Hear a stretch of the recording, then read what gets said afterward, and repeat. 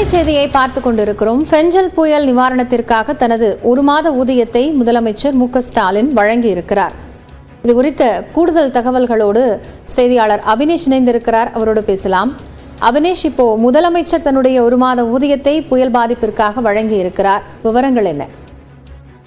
பெஞ்சல் புயலால் பாதிக்கப்பட்டவர்களுக்கு நிவாரண உதவிகள் வழங்கிட தமிழ்நாடு முதலமைச்சர் மு.க.ஸ்டாலின் தனது 1 மாத ஊதியத்திற்கான காசோலையை முதலமைச்சரின் பொது நிவாரண நிதிக்கு வழங்கியிருக்கிறார். இந்த வங்கக்கடலில் உருவான பெஞ்சல் புயல் காரணமாக பெய்த கனமழையால் பாதிக்கப்பட்டுள்ள விழுப்புரம், கடலூர், கள்ளக்குறிச்சி, திருவண்ணாமலை, கிருஷ்ணகிரி, தருமபுரி ஆகிய மாவட்டங்களில் தமிழ்நாடு அரசு சீரமைப்பு மற்றும் நிவாரண பணிகளை மேற்கொண்டு வருகிறது. இந்த மழை வெள்ளத்தால் பாதிக்கப்பட்டு நிவாரண முகாம்களில் தங்க வைக்கப்பட்டுள்ள மக்களுக்கு உணவு, அத்தியாவசிய பொருட்கள் மற்றும் நிவாரண உதவிகள் தமிழ்நாடு அரசால் வழங்கப்பட்டு வருகிறது.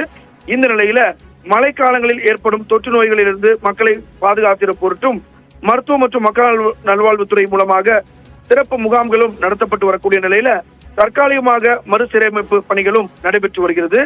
இந்த நிலையில பெஞ்சல் புயலால் பாதிக்கப்பட்ட மாவட்டங்களுக்கு நிவாரண உதவிகள் வழங்கிட ஏதுவாக முதலமைச்சர் மு.க.ஸ்டாலின் இன்று தலைமைச் செயலகத்தில் முதலமைச்சரின் பொது நிவாரண நிதிக்கு தன்னுடைய 1 மாத ஊதியத்திற்கான காசோலையை தமிழ்நாடு அரசின் தலைமைச் செயலாளர் முருகானந்தத்திடம் வழங்கியிருக்கிறார். மூலமாக தொடர்ச்சியாக அடுத்தடுத்ததாக ஒவ்வொரு சட்டமன்ற உறுப்பினர்களும் திமுக சட்டமன்ற உறுப்பினர்கள் தங்களுடைய 1 மாத ஊதியத்தை வழங்குவாங்க. அதெல்லாம் கட்சி சார்பாக வரும். அதோடு மட்டுமில்லாமல் தொழிலதிபர்கள், நடிகர்கள், திரைப்பட விநியோகஸ்தர்கள், தயாரிப்பாளர்கள்லாம் தன்னார்வமாக வந்து இந்த புயல் பாதிப்பான இந்த நேரத்துல அரசுக்கு உதவி சேர்க்கும் அப்படிங்கிறது தான் இதோடைய தொடக்கமா முதலமைச்சர் தொடங்கி வைத்திருக்கார். நன்றி அபினேஷ், விவரங்களுக்கு.